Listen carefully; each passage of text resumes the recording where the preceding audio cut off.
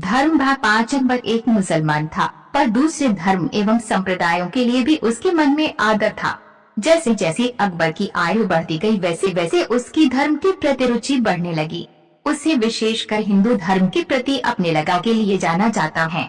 उसने अपने पूर्वजों से विपरीत कई हिंदू राजकुमारियों से शादी की। इसके अलावा अकबर ने अपने राज्य में हिंदुओं को विभिन्न राजसी पदों पर भी आसीन किया, जो कि किसी भी भूतपूर्व मुस्लिम शासक ने नहीं किया था। वह ये जान गया था कि भारत में लंबे समय तक राज करने के लिए उसे यहाँ के मूल निवासियों को उचित एवं बराबरी का स्थान देना चाहिए। हिंदू धर्म का प्रभाव हिंदुओं पर लगे जजिया 1562 में अकबर ने हटा दिया, किंतु 1575 में मुस्लिम नेताओं के विरोध के कारण वापस लगाना पड़ा। हालांकि उसने बाद में नीति पूर्वक वापस हटा लिया। जजिया कर गरीब हिंदुओं को गरीबी से विवश होकर इस्लाम की शरण लेने के लिए लगाया जाता था। ये मुस्लिम लोगों पर नहीं लगाया जाता था। इस कर के कारण बहुत सी गरीब हिंदू जनसंख्या पर बोझ पड़ता था, जिससे विवश होकर वे इस्लाम कबूल कर लिया करते थे। फिरोज शाह तुगलक ने बताया है कि कैसे जजिया द्वारा इस्लाम का प्रसार हुआ था। अकबर द्वारा जजिया और हिंदू तीर्थों पर लगे कर हटाने के सामयिक निर्णय का हिंदुओं पर कुछ खास प्रभाव नहीं पड़ा, क्योंकि इससे उन्हें कुछ खास लाभ नहीं हुआ, क्योंकि ये कुछ अंतराल बाद वापस लगा दिए गए। अकबर ने बहुत से हिंदुओं को उनकी इच्छा के विरुद्ध ही इस्लाम ग्रहण करवाया था। इसके अलावा उसने बहुत से हिंदू तीर्थ स्थानों के नाम भी इस्लामी किए, जैसे 1583 में प्रयागराज को इलाहाबाद किया गया। अकबर के शासनकाल में ही उसके एक सिपह सालार हुसैन खान तुगरिया ने हिंदुओं को बलपूर्वक भेदभाव दशक बिल्ले उनके कंधों और बाहों पर लगाने को विवश किया था। ज्वालामुखी मंदिर के संबंध में एक कथा काफी प्रचलित है। ये 1542 से 1605 के मध्य का ही होगा। तभी अकबर दिल्ली का राजा था। ध्यानभट्ट माता जोतावाली का परम भक्त है। एक बार देवी के दर्शन के लिए वे अपने गाँव वासियों के साथ ज्वाला जी के लिए निकला। जब उसका काफिला दिल्ली से गुजरा तो मुगल बादशाह अकबर के सिपाहियों ने उसे रोक लिया और राजा अकबर के दरबार में पेश किया। अकबर ने जब ध्यान से पूछा कि वे अपने गाँव वासियों के साथ कहाँ जा रहा है, तो उत्तर में ध्यान ने कहा वे जोतावाली के दर्शनों के लिए जा रहे हैं। अकबर ने कहा तेरी माँ में क्या शक्ति है और वह क्या क्या कर सकती है? तब ध्यान ने कहा वह तो पूरे संसार की रक्षा करने वाली है।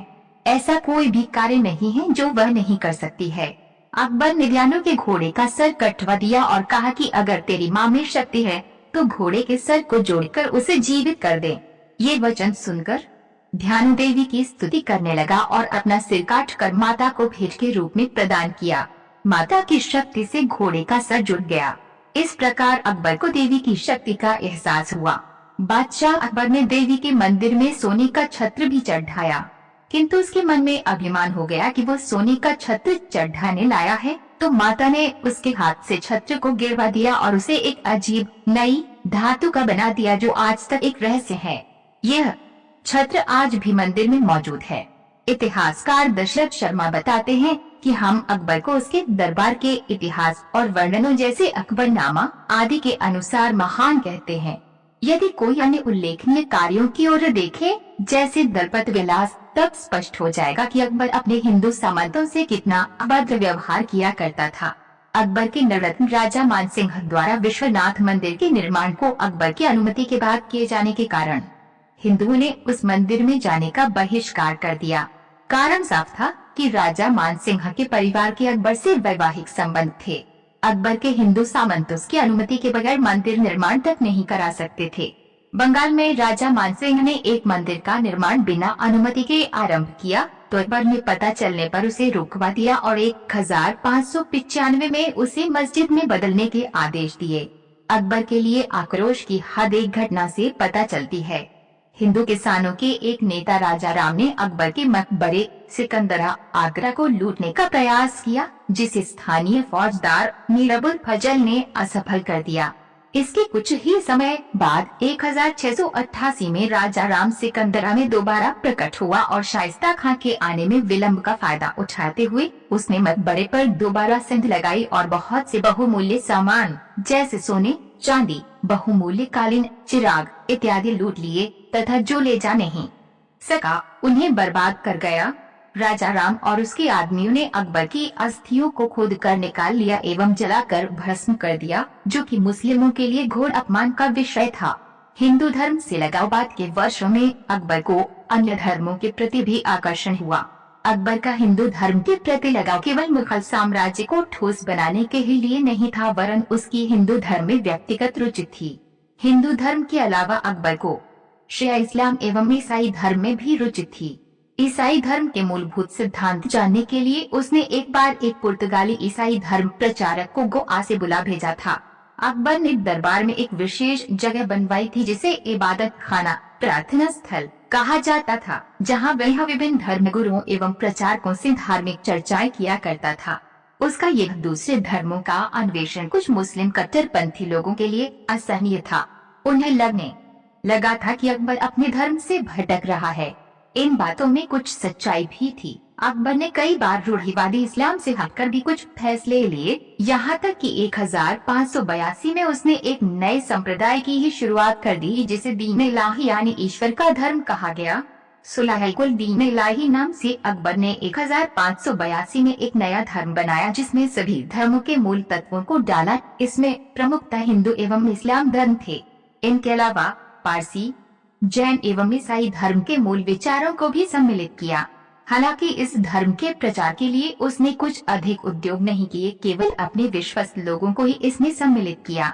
कहा जाता है कि अकबर के अलावा केवल राजा बीरबल ही मृत्यु तक इसके अनुयायी थे। दबिस्तान में मजहब के अनुसार अकबर के पश्चात केवल 19 लोगों ने इस धर्म को अपनाया।